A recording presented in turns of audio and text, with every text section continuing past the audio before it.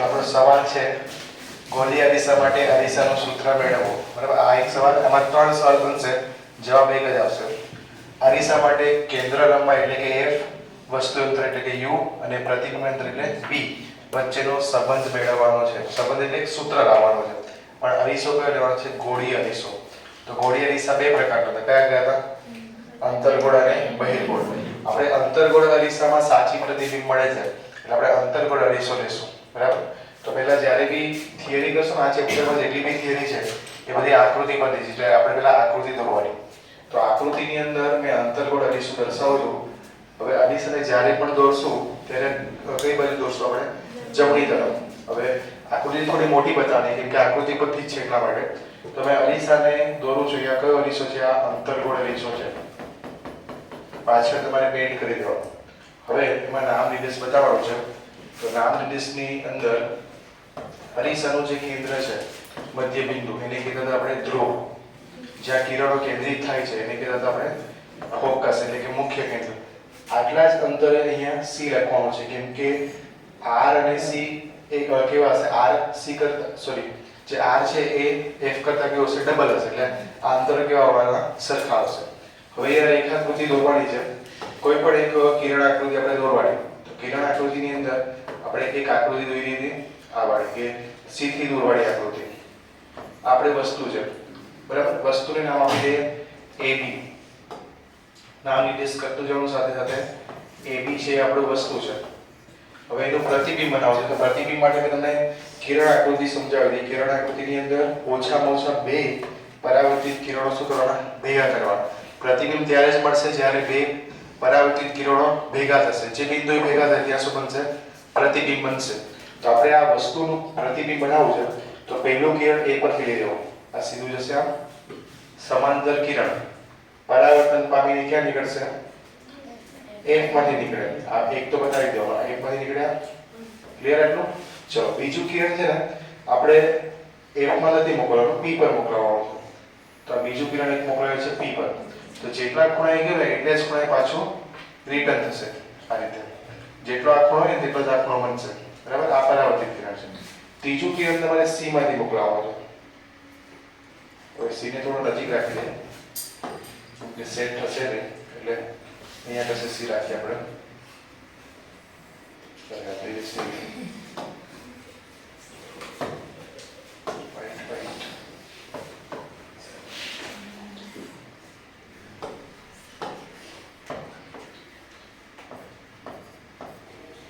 વસ્તુ આપણી AB છે એમાંથી ઓછામાં ઓછા 2 ભેગા થવા છે. આપણી બુકની અંદર 3 ભેગા કરેલા છે એટલે આપણે 3 ને રાખશું.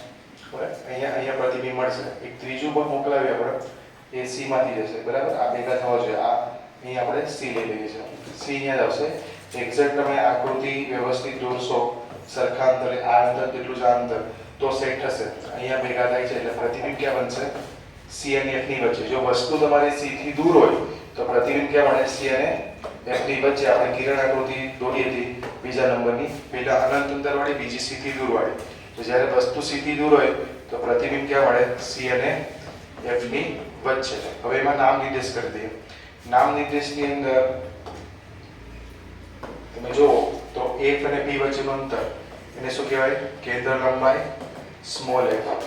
આ વચ્ચેનું અંતર આ પ્રતિબિંબ છે. તો પ્રતિબિંબ અંતરને શેના વડે દર્શાવશું? B વડે, સ્મોલ b. આ પ્રતિબિંબ અંતર છે.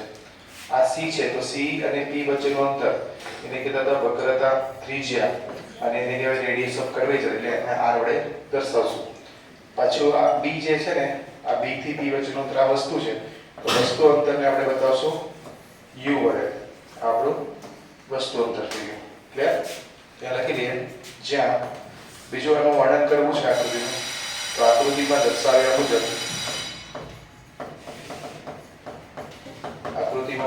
દર્શાવ્યા મુજબ વસ્તુને C થી દૂર રાખેલ છે,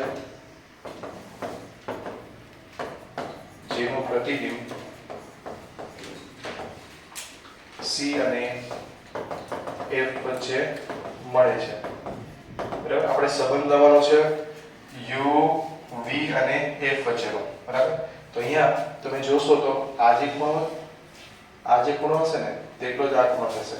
જેટલો આ ખૂણો હોય ને આ આપાત કોણ છે તેટલો જ આ શું થશે પરાવર્તિત કોણ. જ્યારે ખૂણા સરખા હોય તો એ સંદર્ભમાં આપણે શું લઈએ સમબાજુ ત્રિકોણવાળી ખાસિયત લેવાની.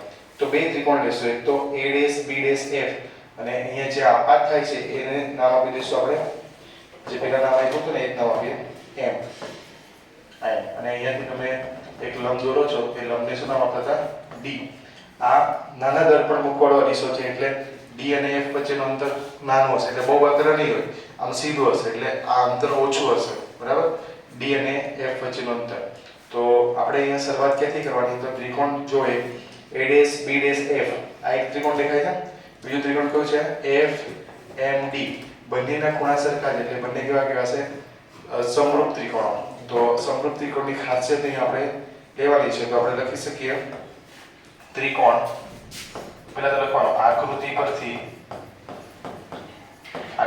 ત્રિકોણ કાટકોણ ત્રિકોણ a' b' f અને ત્રિકોણ m d f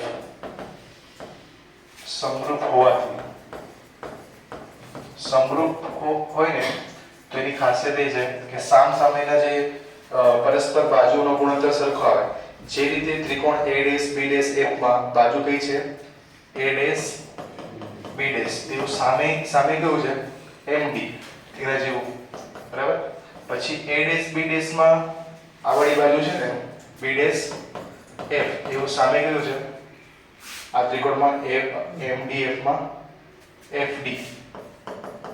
ક્લિયર? હવે થોડુંક અરેન્જ કરવાનું. આ md છે ને કોને સમાંતર છે ab ને. જ્યાં md સમાંતર છે ab ને એટલે md ની જગ્યા પર તમારે મૂકી દેવાનું ab. તો a' b' ના છેદમાં b'f બરાબર ab ના છેદમાં fd. હવે ab બરાબર સાથે કરી નાખો.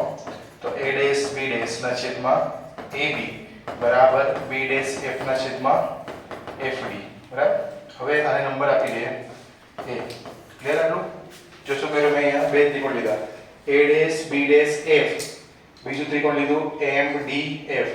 જે રીતે આમાં બાજુ કઈ હતી a' b' એવું આમાં હતું md. જે રીતે એમાં b'f હતું એવું સામે કયું છે fd અથવા df. ક્લિયર? અને પછી એનો ગુણોત્તર લઈ લેવો. તો આ સમીકરણ નંબર આપી દે આપણે a. હવે એવી જ રીતે બીજા બે ત્રિકોણો છે. ત્રિકોણ જો a b p અને ત્રિકોણ a' b' p બંનેમાં ખૂણા કેવા છે θ છે. એટલે આ બંને ત્રિકોણ કેવા કહેવાય સમરૂપ ત્રિકોણો. ત્રિકોણ ફરીથી જુઓ, ત્રિકોણ a b p આમાં ખૂણો પણ θ છે. ત્રિકોણ a' b' p આમાં પણ ખૂણો કેટલો છે θ છે. તો ખૂણા સરખા હોય તો આ બે ત્રિકોણ કેવા કહેવાય સમરૂપ ત્રિકોણો કહેવાય. તો આપણે ફરીથી બે સમરૂપ ત્રિકોણોને સરખાવીએ. તો ત્રિકોણ નામ બોલજો, ત્રિકોણ a' b' p અને ત્રિકોણ abp સમરૂપ હોવાથી પરસ્પર બાજુનો ગુણોત્તર કેવો આવશે સરખો આવશે.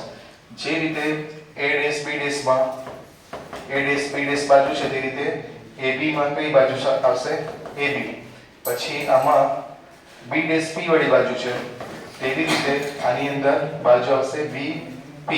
હવે ab વાળા પદ સાથે કરી નાખવાના એટલે a' b' ના નીચે ab અને નીચે લાવ્યા આપણે તો b'p ના નીચે શું આવશે bp આવશે. આને નંબર આપી દઈએ 2. તો જો સમીકરણ 1 અને 2 શું સરખું દેખાય છે? સમીકરણ 1 અને 2 માં ડાબી બાજુ સરખી છે a' b' ભાગ્યા ab છે. અહીંયા પણ a' b' ના છેદમાં ab છે. એટલા માટે શું કરશું આપણે આ બંનેને સરખાવીએ આપણે અને સાદું રૂપ આપવાનું. તો નેક્સ્ટ માં જઈએ. અહીંયા શું છે b'f ના છેદમાં fd. તો નેક્સ્ટ b'f ના છેદમાં fd બરાબર નેક્સ્ટ શું હતું એમાં b'f ના છેદમાં fd બરાબર શું આવશે b'p ના છેદમાં bp. હવે એમાં કિંમત મૂકવાની છે. તો જો આપણી પાસે બધી કિંમત છે fd ની કિંમત પણ મળી જશે, પછી આ bd ની કિંમત પણ મળી જશે, આ bp ની કિંમત પણ મળી જશે, પણ આપણને b'f ની કિંમત ના મળે. તો તો b ડેશ f કોના બરાબર હશે જોઈ લો. આ b ડેશ f છે ને, આ b ડેશ f એ b ડેશ p માંથી fd બાદ કરો ને ત્યારે મળશે. તો આપણે લખી શકીએ આકૃતિ પરથી b ડેશ p બરાબર b ડેશ f વત્તા, જો આ b ડેશ p કોના બરાબર છે? તો b ડેશ f વત્તા f p બરાબર છે f p. હવે આપણે b ડેશ f જોઈએ છે, તો b ડેશ f બરાબર આને બદલી લે તો b ડેશ p ના છેદમાં આવશે, સોરી માઈનસ કરવાનું આપણે, b dash p minus fp. હવે આ કિંમત અહીંયા મૂકી દે અને fp ને આપણે એપ્રોક્સ લઈએ છે f d, એટલે અહીંયા મૂકી દે કિંમત b ડેશ f ની જગ્યા પર, તો b dash p minus fp fd છેદમાં fd બરાબર b ડેશ p ના છેદમાં bp. હવે એમાં કિંમત મૂકીએ, જ્યાં b ડેશ p બરાબર છે, b ડેશ p સંજ્ઞા પદ્ધતિ મુજબ મૂકવાનું છે. b ડેશ p બરાબર તમને શું દેખાય છે? v